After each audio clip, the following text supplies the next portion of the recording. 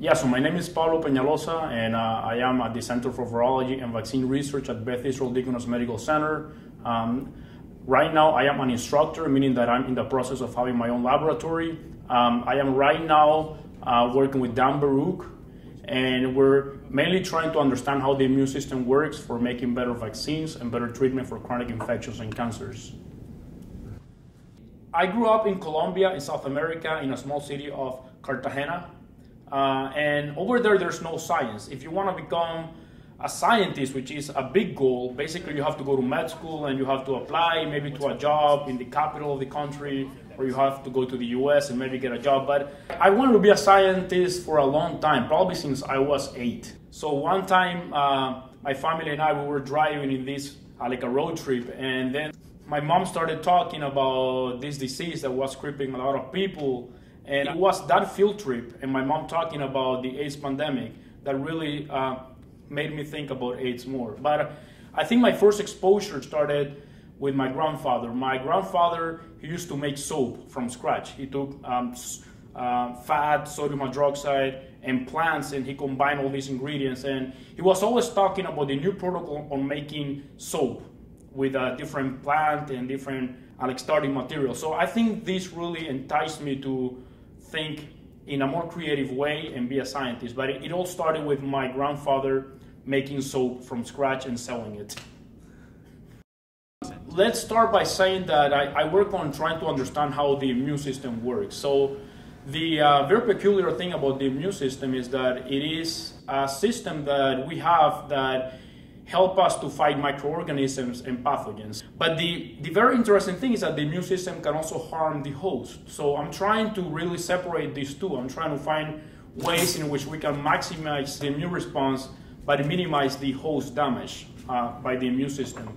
So the tools that I use, I do flow cytometry to look at the immune response, to look at T cells, B cell responses. I also do plaque assays to measure viral loads. I do ELISAs to look at antibodies. These are all different tools that we use to evaluate the magnitude of the immune system. I have a lot of friends that have HIV, so I feel some kind of connection with that. I mean, not only friends, but I also turn on the TV and I see a lot of people in Africa that are dying of this viral disease.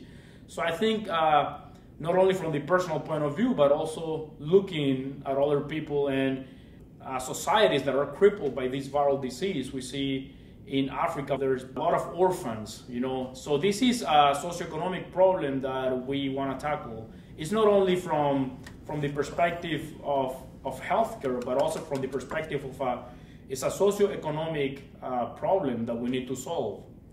And the thing about HIV that I find mostly intriguing from my curious side is that it's a viral infection of the immune system.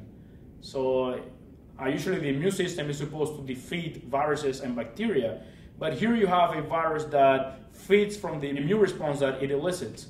So that aspect really intrigues me a lot. So I hope that this knowledge could be applicable to not only cancers, but also viral infections. So it's very basic and general aspects that we can understand based on the experiments that I do. But I basically want to be able to manipulate the immune response during antigen persistence. And once again, this could be applicable to not only cancer, but also chronic viral infections. In my specific example, I have always wanted to do HIV research since I was 8. But we think that we have to go a straight line and we have to go to HIV research from the get-go. But the reality is that sometimes we have to just get exposure to science in whatever form it is. So I joined a lab that worked with nervous diseases, which was not related to HIV, but I guess the exposure to science, learning different techniques, that's the important thing. You have to get exposure, and it doesn't have to be exactly what you want to do, but as long as you get your foot on the door or in a lab, I think that's the way to go. So the advice that I would give to people, not only that come from my country or anyone who wants to pursue science, is sometimes you don't have to follow a straight road. You can take a detour, and sometimes the detours help you out to have a wider view of the whole picture. So I think, it's just to take the opportunity that you have to do research, whatever it is, even if it is washing dishes in a lab, that's gonna expose you to science, and you're gonna see how people work, you're gonna see experiments, as long as you get your food on the door. I think that's the important aspect.